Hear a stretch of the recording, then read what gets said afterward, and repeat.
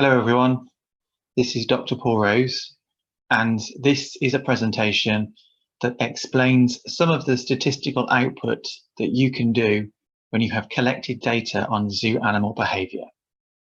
I'm going to explain why it's important to consider the fact that you have repeated your observations or measurements on the same individuals over time within the zoo. This is an example where we're not comparing between populations in different environments. We are comparing the observations on the same individuals over time. So we have repeated our measurements of data on the same sample population, and therefore we need to consider the implications of that on the validity of our results and how we interpret them. And this example is going to be using a population of 2 giraffes and 2 okapi. And the giraffe and the okapi have been sampled for 4 key behaviours, and those behaviours have been repeated within the same population.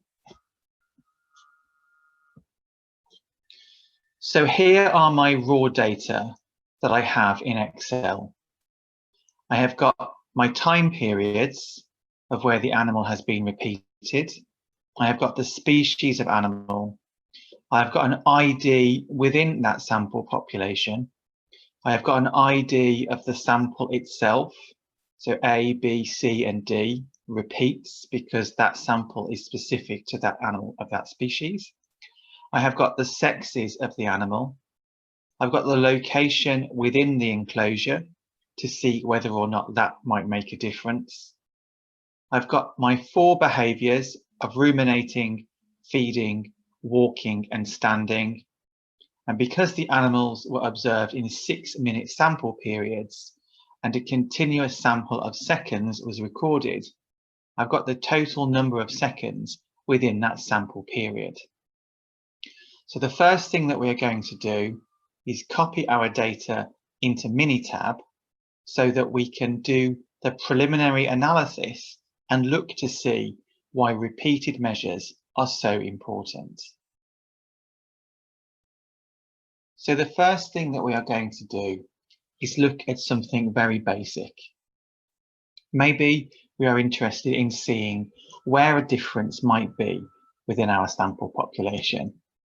I'm also going to pretend, for the sake of this argument, that all of my data fit the assumptions of the normal distribution. So I'm going to go into Stat on Minitab. I'm going to go into Basic Statistics, and I'm going to go down to a 2-sample t-test. We've got 2 groups. We've got giraffes and we've got okapis. Let's just choose a behaviour. Let's say ruminating, and let's just choose the species as our sample IDs, and let's click OK. We look at the result that has been generated. We can see that the means do differ, but it's not significant.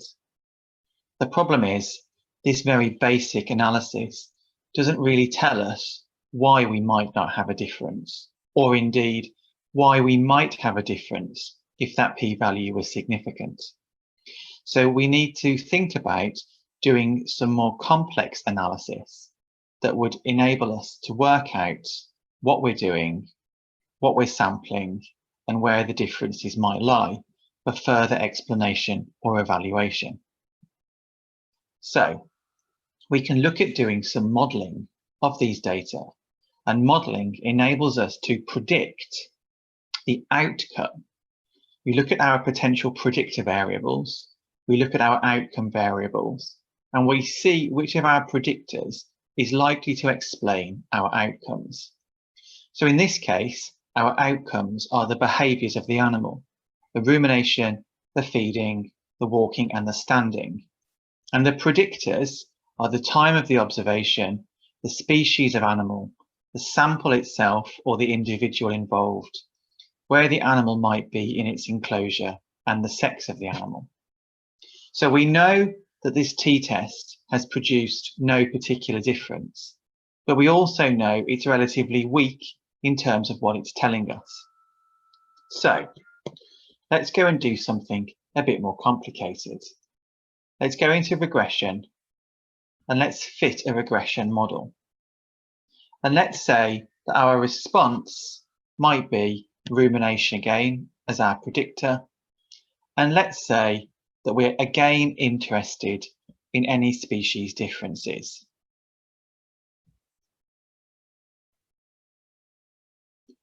Again, we get no significant difference. But if we look at what this model is telling us, and we look at our R² value, our R² value is the amount of variation that the model is capturing, i.e., what are all of the things that are going on around these animals at that time that might be impacting on their behaviour.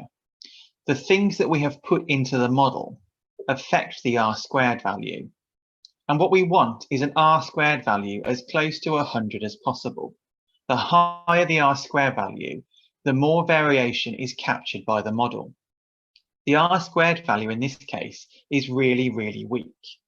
So we know that the chances of doing a simple linear regression on this complex data is probably not acceptable. In fact, a simple linear regression generally only works under controlled conditions where we know precisely the effect of predictors on our outcomes. This linear regression also doesn't take into account that we have repeated measures over time on the same individuals in the same population. To get around this problem with repeated measures, we go back into statistics, we go down to Anova, and we fit what we call a mixed effects model. And this is a mixed effects model because it contains both random factors and fixed factors. And it's the random factors that are important for dealing with the repeated measures that we see. When you click on Mixed Effects Model, it will bring up this window. Let's say again that our response is rumination. And we're going to do several different random factors so you can see some differences. The first random factor I'm going to put in is time, because we have looked at the same individuals in the same zoo, but the timing of the observation has differed. And when it comes to deciding what your random factors are, you work this out based on a random factor being defined by distribution, not by difference. So what has the distribution of samples been in this case?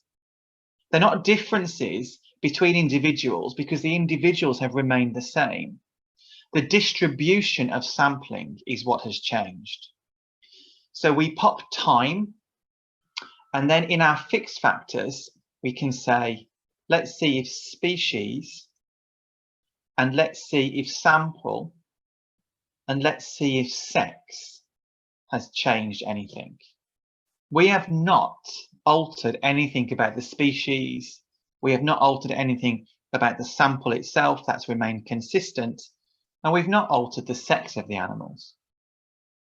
We're then going to click on graphs, and I'm going to click on 4-in-1 to look at the fit of our model.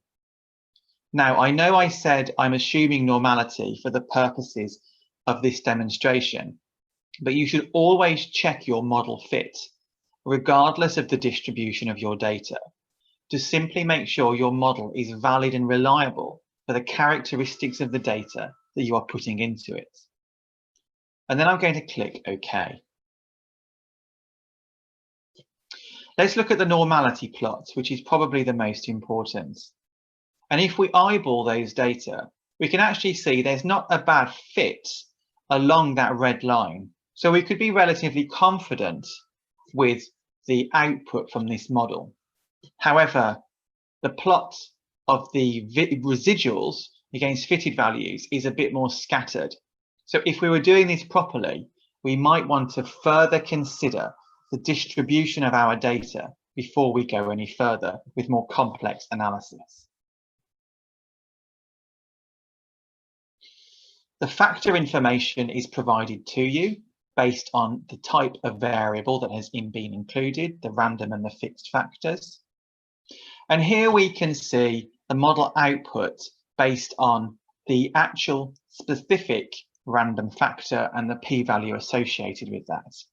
And then underneath, we've got our tests of fixed effects, which in this case has showed a significant difference between species. And you will note that the model output is very similar to how you would quote Anova. You've got the F value, you've got 2 degrees of freedom, and you've got your p-value. And here we can see our R² value is much improved. It's gone up to around about 50%. So this model has captured more of the variation as to what is impacting on the output, i.e. the behaviour being performed, rather than our simple linear regression.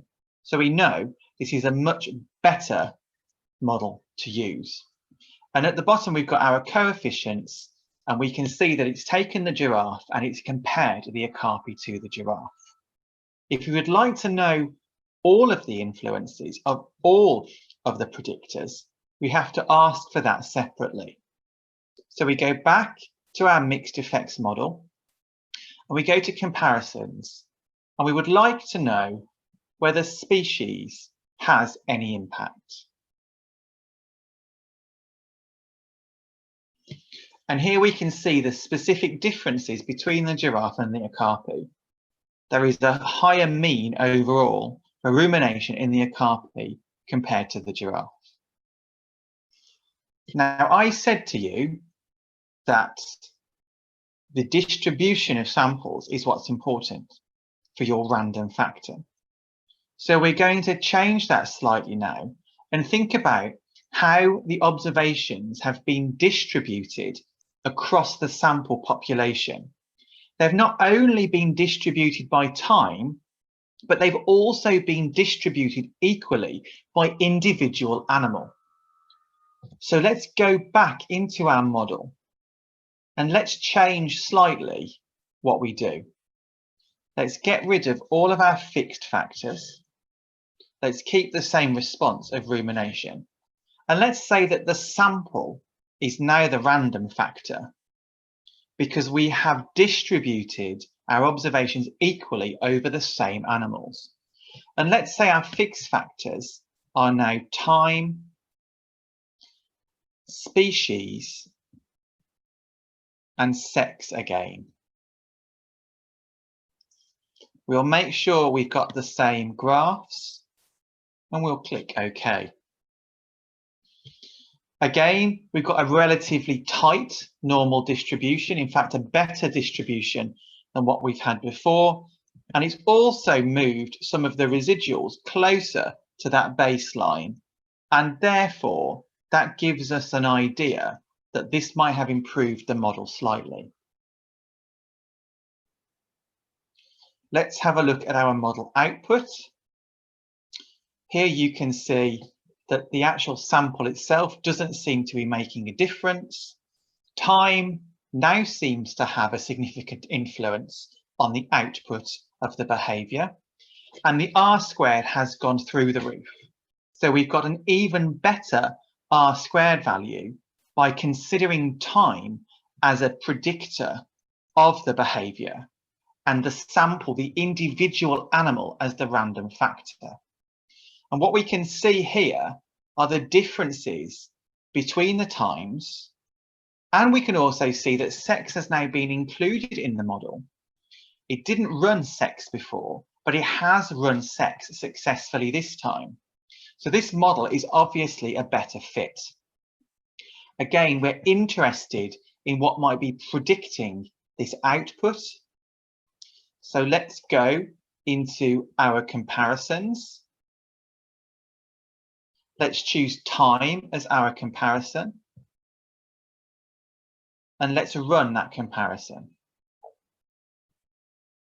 And here we can see that certain time periods are really similar, but something occurred in time B, in time 6 with the different mean, which rapidly decreased the amount of rumination present. So I hope this has shown you that you don't just run one model. You run your model, changing the predictors that go into it until you have a model that you are more accurate and confident with based on its output. And you would be judging that accuracy and validity by the R-squared value. So what we have done here is a repeated measures approach where we considered time as the random factor, and then we considered the individual animal as the random factor. And remember, it's the distribution of what we've done that's important. How have we distributed observations? They were distributed in the same individuals across different times. So therefore, it makes sense for the individual animal, in this case, to be the random factor.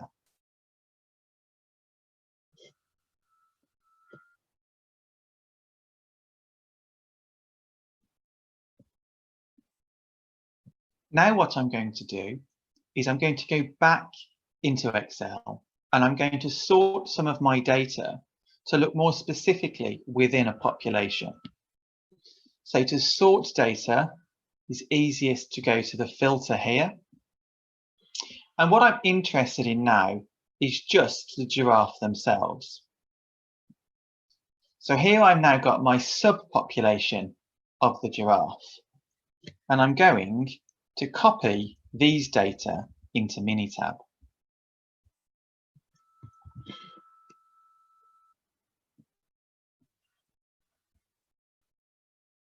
And I'm going to open a new worksheet.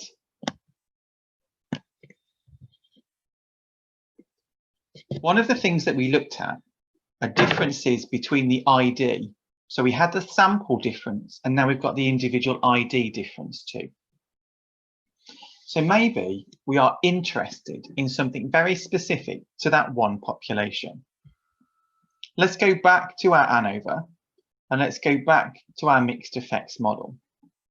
Let's again choose the response as rumination. We've repeated the measures on those animals over time. We don't really need the fact that we've got a sex difference, because we don't. We don't really need a species difference anymore, but we do see different sample points. So let's see how this impacts on the output of our model. Here we can see a very widely distributed set of residuals. So again, we should consider that with the distribution of our data. We do have a significant difference between individuals, and we also have a very good R-squared value. So even with a more limited data set, the fact that we are asking the model to consider this repeated observation schedule across individuals is giving us a more reliable outcome. If I run that again for you with a linear regression, which does not include the fact that we have repeated measures,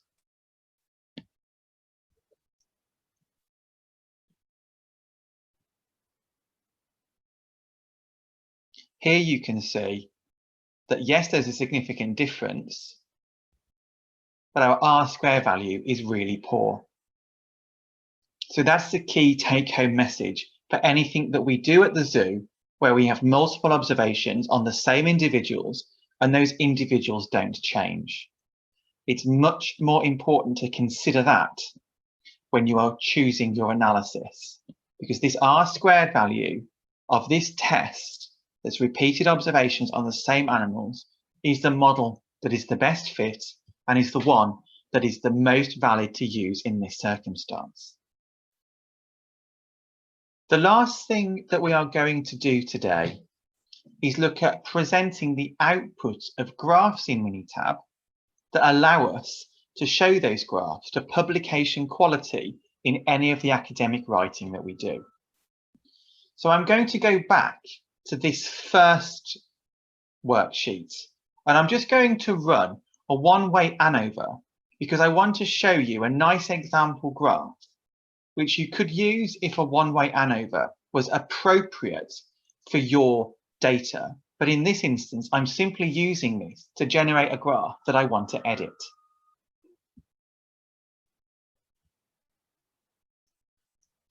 Let's just choose, for argument's sake, again, rumination as our response.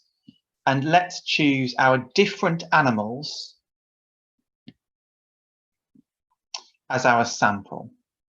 Let's click on graphs and let's ask to see the individual value plot and the interval plot of the data.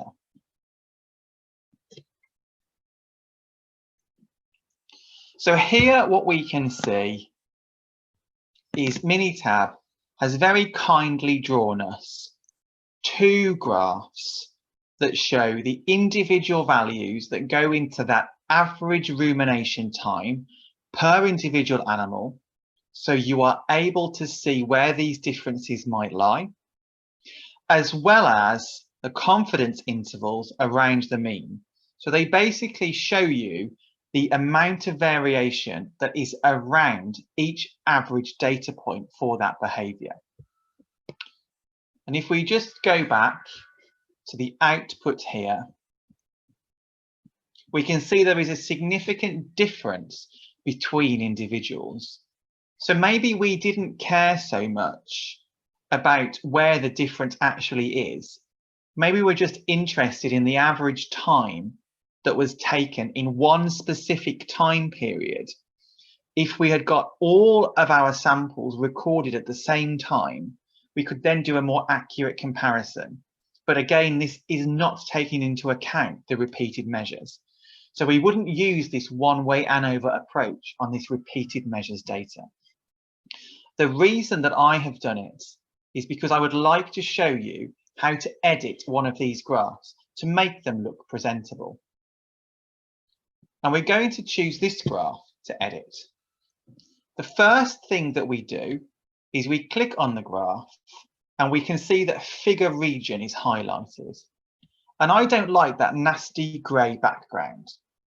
So what we can do is we can go to custom, we can go to background color, and we can change it to white. And that removes the grey background. We don't want this title, so we can simply click on it, hit delete, and get rid of it. We want to make sure that we are actually telling the reader what our axes labels mean.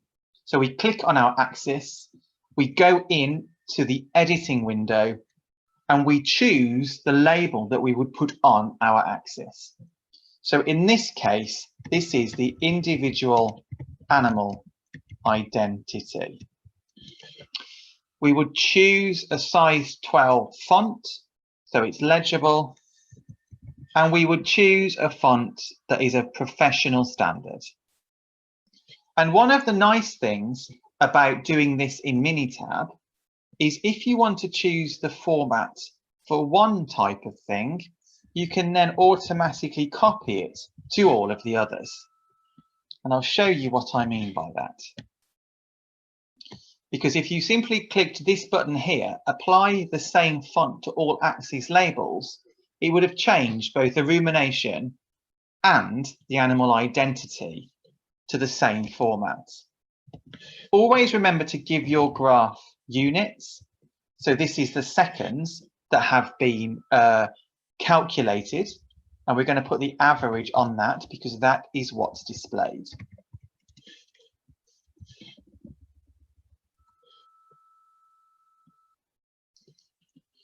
We're going to do the same thing for our axis labels.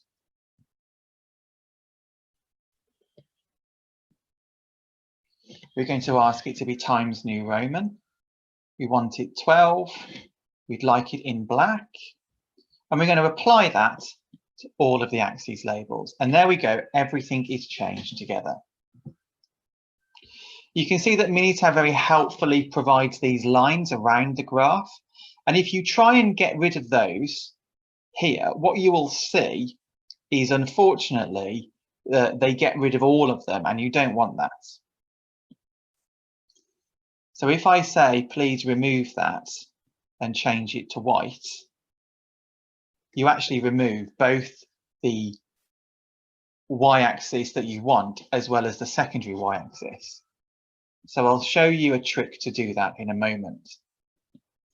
We want this in a legible manner so that we are changing the color to be something easily published. And again, we can do that for the dots as well.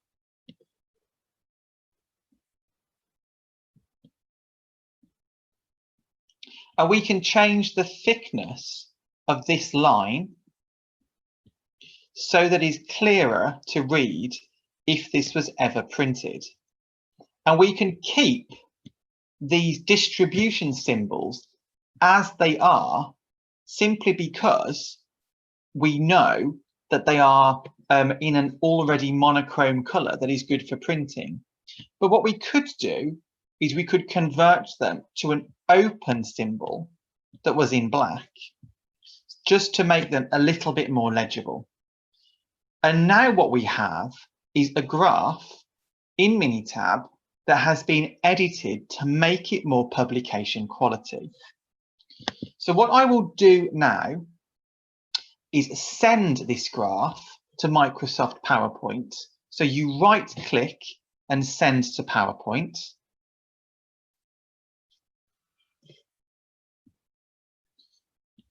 And here is my graph.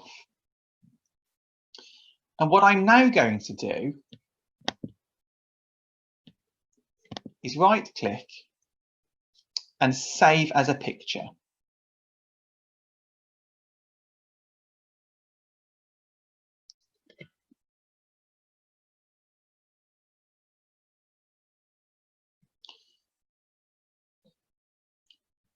I'm going to change it to a PNG file because that is a good quality size. I'm going to call it graph. And then what I'm going to do is I'm going to open up Paint, which is a free application on most Windows types of PC. I'm going to paste in my graph.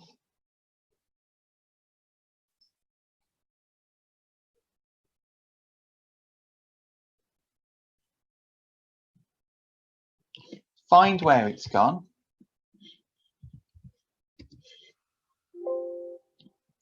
And what I'm going to do is paste in my graph.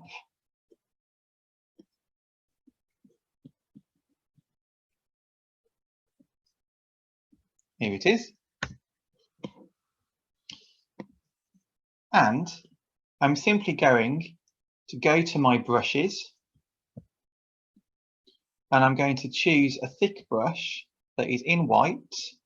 And I'm going to make sure I've got a nice white outline. And I'm just going to draw over that line.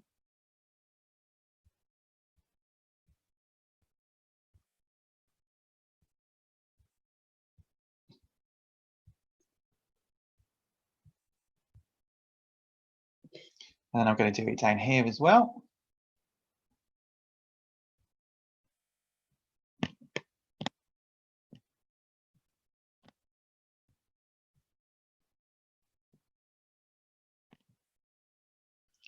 Just making sure that everything has gone.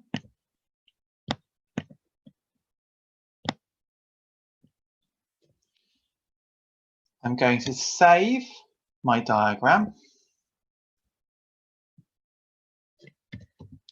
So let's call it an edited graph. Open Microsoft Word.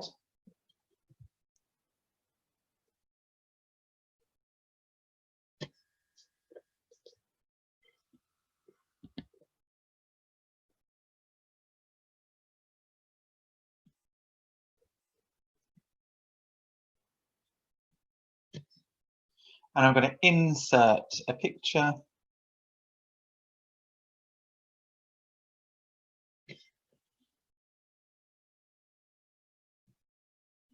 Again from my computer. And there you can see you have got the axes that are only showing on that one side. To make this graph clearer, please remember that you should make sure that your axes lines are in black,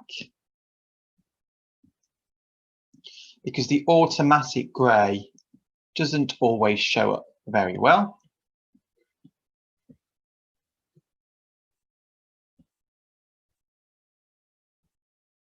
Again, remove automatic and change it to black. And you can also edit the figure region so that around the border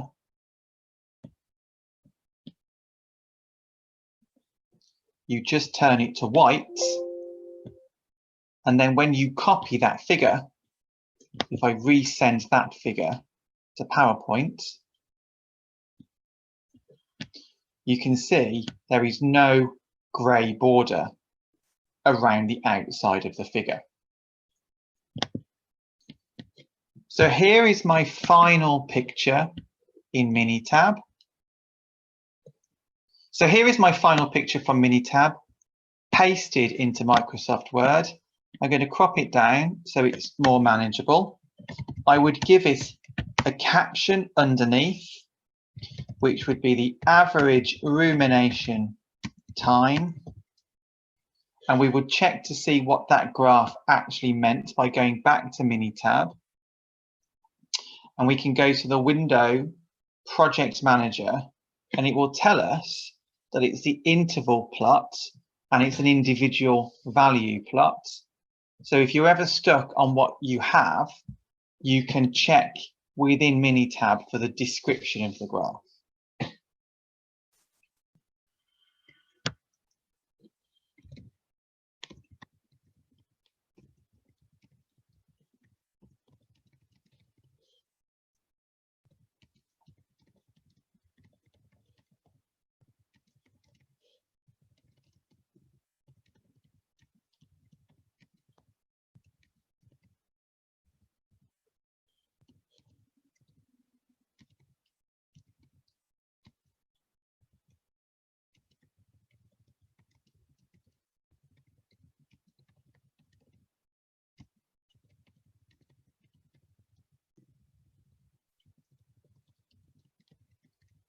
And that caption then explains the graph. And the last thing to do is just to briefly talk about the model output. So let's go back into Minitab and let's have a look at the analysis that we've run. Starting right at the top. To quote the output of any t-test, we would include the t-value, the degrees of freedom, and the sample. So the output from a t-test will be quoted as t equals minus 1.81 in this case,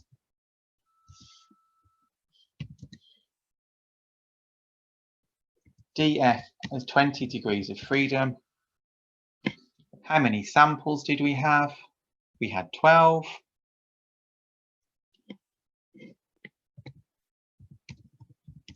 And the p-value is 0.084.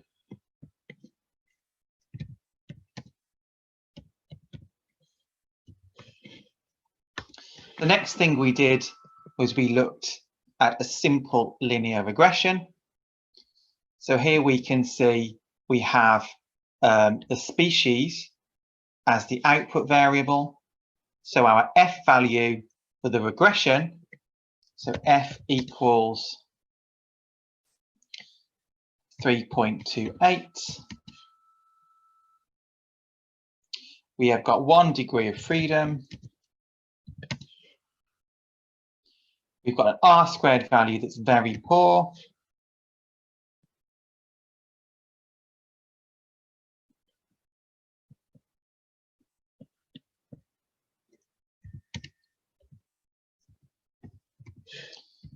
And we've got a non-significant p-value.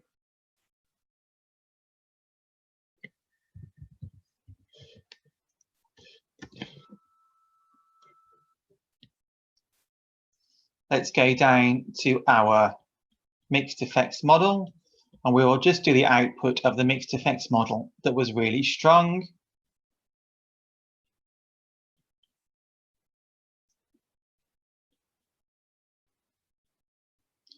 So we would quote the mixed effects model of the particular predictors of interest, in this case, the time, species, and sex. And we would do that in a very similar way to the Anova. Please note that you can also quote the actual variance output of the model, and then you would quote the coefficient, you would quote the standard error, the Z value, and the P value. So in this case, for our test of fixed effects, we'll just do time because that's really significant. Our F value is 13.32. And because we've got 2 degrees of freedom, the best way to put them is to attach them to the F value itself.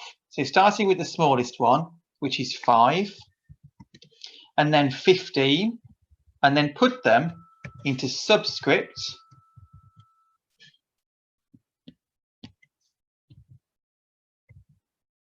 he says doing that wrong. Put them into subscript. There's your F value. What is the R squared value? And we always use the adjusted R squared, which is 87%. And our p-value is less than 0.01. We never put the p-value equals 0 because it doesn't. There's a 1 somewhere in the background, and we should acknowledge that. And that's how you would quote the explanation of the stats test that we've done here. From the t-test to a simple linear regression and to a repeated measures model. And that repeated measures model is what is really important because of the repeated measures that we have had on the same individuals. And therefore, these are really useful bit of statistical analysis to do in the zoo. I hope this has been useful and might be helpful in the future. Thank you very much.